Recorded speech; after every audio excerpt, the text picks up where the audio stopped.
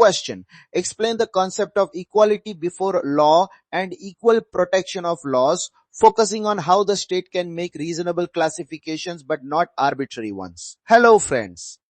Today we will discuss Article 14 of the Indian Constitution, which deals with equality before law and equal protection of laws or less. Article 14 is the foundation of the right to equality in the Indian Constitution.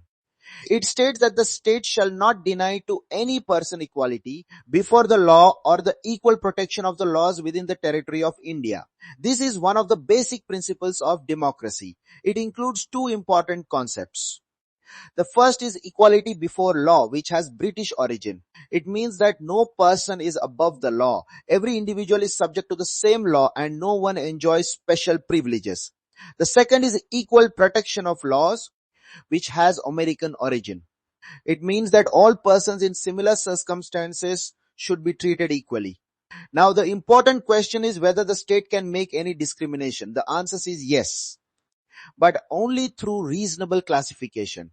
The state cannot make class legislation for a particular group, but it can make reasonable classification.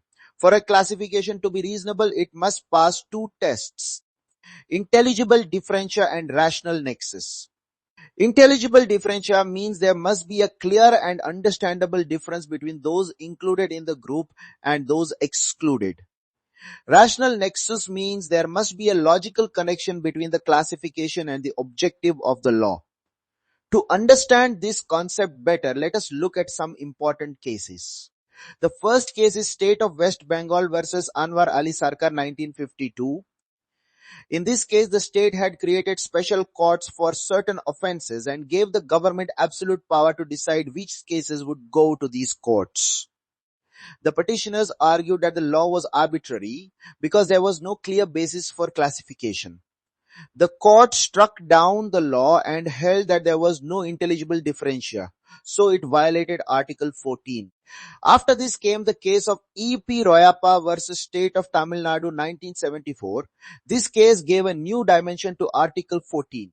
Justice Bhagwati observed that equality is a dynamic concept and equality is antithetic to arbitrariness. Any arbitrary action by the state is automatically a violation of Article 14.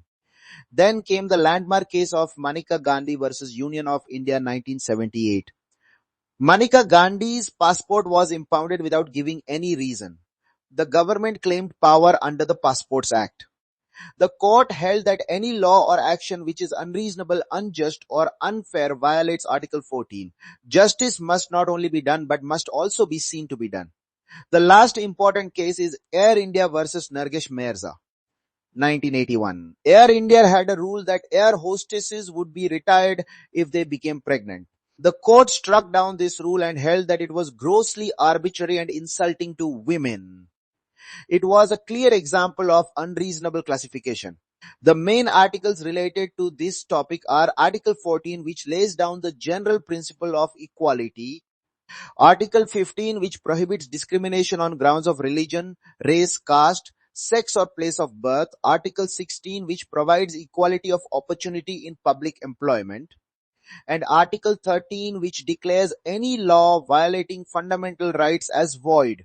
Friends, equality is not a static formula but the soul of our constitution. Reasonable classification allows the state to protect the weaker sections, such as through reservation for women or children. At the same time, the rule against arbitrariness protects citizens from the whims and caprices of the government. From the Anwar Ali case to the Maneka Gandhi case, Article 14 has become a powerful shield against injustice. In summary, the law is the same for everyone, but it does not mean that everyone must be treated identically in all situations.